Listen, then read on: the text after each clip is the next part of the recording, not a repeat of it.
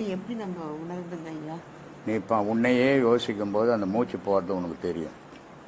சரிங்க ஐயா. இது 10 ஆதாரம் உபதேசம் வாங்கணும்னு அது போகாது.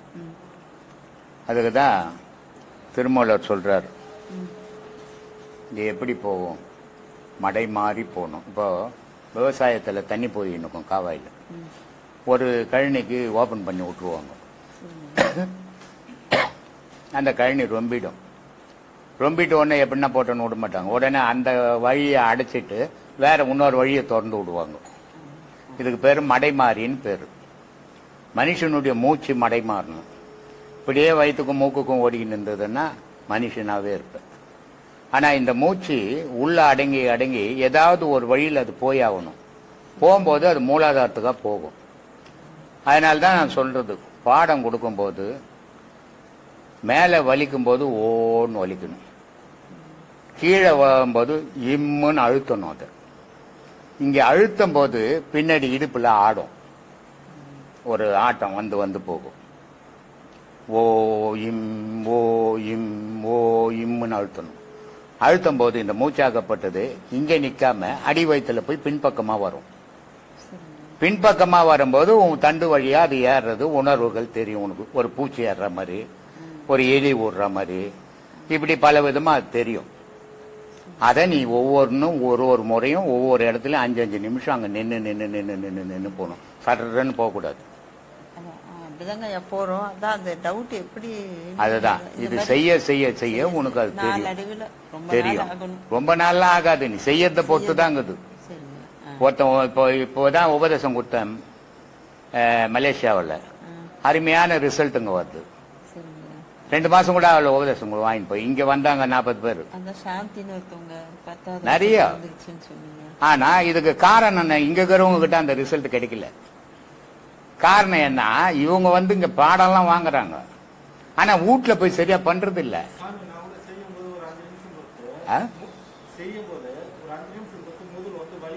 ஆமா, அதெல்லாம் இருக்கு, எனக்கு கூட இருக்கு.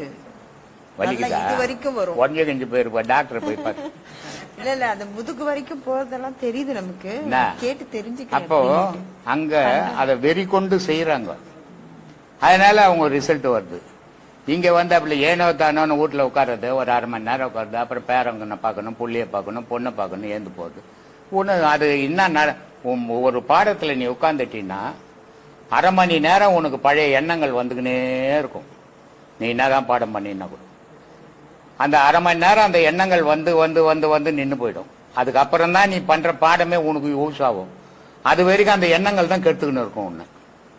நீ உட்கார்ந்து அந்த எண்ணங்கள் நிறுத்தத்துக்கு 1/2 மணி நேரம் ஆகுமே, நீ 1/2 மணி நேரம் உட்காந்துட்டு என்ன பாடம் பண்ண முடியும்? பண்ண முடியாது. அதனால உங்களுக்கு அந்த உணர்வுகள் தெரியல. அங்க உட்காந்தீங்கன்னா நீ உன்னை மறந்துடணும். ஒரு பாடம் வாங்கினா 3/4 மணி நேரம் முதல் பாடம் பண்ணும். 2வது பாடம் 50 நிமிஷம், 10 இடம் 5-5 நிமிஷம், ஒவ்வொரு இடத்துலயும் 15-50 நிமிஷம். அப்ப ரெண்டும் சேர்த்து 2 மணி நேரம் பண்ணணும். அந்த இடத்த விட்டு அசையவே கூடாது. அந்த மாதிரி பண்ணீங்கன்னா எல்லாமே உணர்வீங்க நீங்களே. அது மாதிரி செய்யணும் பாடம். இல்ல பண்ணிட்டு இருக்க, நானும் 2 மணி நேரம் உட்காந்து பண்றேன். எனக்கு அது ஒரு டவுட், நமக்கு அது உணர இது எப்படி நமக்கு உனக்கே தெரியும், நீயே உணர்வ. அப்புறம் இன்னொரு டவுட் இல்லையா, இப்ப நம்ம ஜோதி பாடம் நீங்க 1 மணி நேரம் கூட கண்டினியூ பண்ணலாம் அப்படின்னு சொன்னீங்க. நான் ஒரு வாட்டி கேட்டேன், ஜோதி பாடம் 1 மணி நேரம் கூட போகலாம், அது கூடவே நம்ம அதெல்லாம் போக முடியாது. யார் அப்படின்னு 1 மணி நேரம் பண்ணலாமா நான் கேட்டேன், போலாமான்னுட்டு. யார் சொன்னது? இல்ல யாரோ சொன்னீங்க. இது மாதிரி எல்லாருக்கிட்டும் போய் கேட்டாக்கா அவன் எத்தனை ஒண்ணு ஒலையட்டி போவான், அதே நினைச்சு உட்காந்து 2 நிமிஷத்துக்கு மேல செய்ய முடியாது. ஜோதி பாடம் 2வது பாடம் தானே வாங்கிக்கிற? இல்லைங்க, நான் இப்ப 5வது பாடத்துல இருக்கேன். ஜோதி பாடம் 2 நிமிஷத்துக்கு மேல செய்ய முடியாது.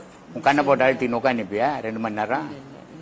பின்ன எவனோ சொன்னான்ற எந்த சந்தேகம் வந்தாலும் உனக்கு உபதேசம் கொடுத்து உங்ககிட்ட கேட்கணும், இல்ல என்கிட்ட கேட்கணும். இங்க போற வரவங்க எல்லாம் கேட்டா அவன் எதனா ஒலையட்டி போடுவான், அவனே குருவாயிடுவாங்க.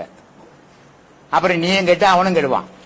நிறைய நடக்குது இங்க. அது மாதிரி பெரிய மகான் மல்ல ஆயிட்ட மாதிரிலாம் இங்க சொல்றாங்க. எல்லாரும் போன் நம்பரையும் வாங்கி வச்சுக்கிறாங்க. நானே யார் போன் நம்பரையும் வாங்கறது கிடையாது, எனக்கு எதுக்கு அந்த தொல்லை. ஆனா ஆசிரமத்துக்கு வரவங்க எல்லாரும் போன் நம்பரையும் வச்சுக்கிறாங்க, அவங்களே போன்ல பேசுறாங்க. அவங்களே உபதேசம் போன்லயே கொடுக்குற ஆன்லைன் உபதேசம் கொடுக்குறாங்களா என்னன்னு தெரியல எனக்கு. இல்ல நானும் ஒரு 10 நிமிஷம் தான் அதுல ஒரு 2 நிமிஷம் ஜோதி வந்து அப்புறமா இப்ப நாதம் பண்றது கூட அதுவும் அந்த அது கொஞ்ச நேரம் கண்டினியூவா ரொம்ப கொஞ்ச நேரம் இல்ல, நாள் கணக்குல இருக்கணும் அதுக்குள்ள. ஜோதி பாடத்துல நீ 2 நிமிஷம் 3 நிமிஷத்துக்கு மேல பண்ண முடியாது.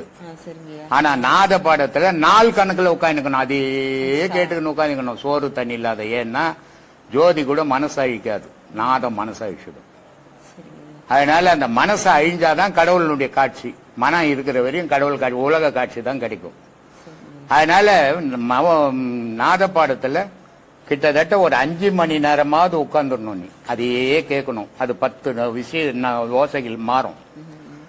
ஒரு வண்டு கத்துற மாதிரி இருக்கும், அப்புறம் மணி அடிக்கிற மாதிரி இருக்கும், அப்புறம் டமார் அடிக்கிற மாதிரி இருக்கும், அப்புறம் சங்கு ஊதுற மாதிரி இருக்கும். இப்படி ஒவ்வொன்னா மாறும். அந்த 10 ஓசையும் கேட்டால்தான் உன் மனம் அழிஞ்சுது, மனம் ஒடுங்கி போச்சுன்னு அர்த்தம். அந்த 10 நாதத்தையும் கேட்காத தசநாதம் பேர். அந்த தசநாதம் கேட்காம மனம் ஒடுக்கம் வராது. அதனால அது அரை மணி நேரம் 1/4 மணி நேரத்துல எல்லாம் முடிகிற கதை கிடையாது. கிட்டத்தட்ட 5 மணி நேரம் 6 மணி நேரம் அந்த இடத்த விட்டு அசையாம வேற எதுலையுமே. இது என்ன பண்ணணும்னா கடைசியில நீ சாப்பாடு போடுன்னா சாப்பாடு போட்டு நான் சத்தம் வந்திருந்தா சாப்பிட மனம் அப்படியே பட்டுக்க சொல்லும், அது மாதிரி ஆக்கிடும். அது அந்த மாதிரி நிலைக்கு அதை கொண்டாடணும். அது நாத பாடம்ன்றது அவ்வளவு பெரிய பாடம். அதை ரொம்ப ஜாக்கிரதையாகவும் செய்யணும். அதே நேரத்தில் நேரங்கள் அதிகப்படுத்திக்கணும். ஒரு நாள் கூட உட்காந்துங்களாம் அதில், எதையும் சாப்பிடாம கொள்ளாம யாருக்கிட்டும் பேசாம அதே கேட்டுக்கணும் உட்காந்துக்கணும். அது ஒரு சுகமா இருக்கும், கேட்க கேட்க கேட்க ஒரு சுகமா இருக்கும். அது அனுபவிக்கணும். அது பெரிய பாடம். அதுக்கு அடுத்தது மௌனம் பெருசு.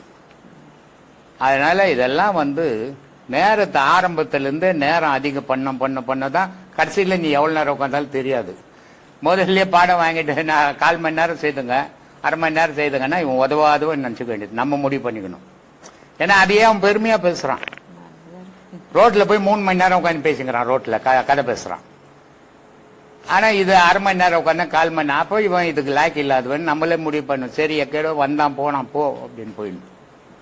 பாடம்ன்றது இது ஒரு அபூர்வமான கலை. இது இந்த அபூர்வமான கலையில நீ முழு மனதோட ஈடுபட்டினாதான் அது உனக்கு செயல் புரியும்.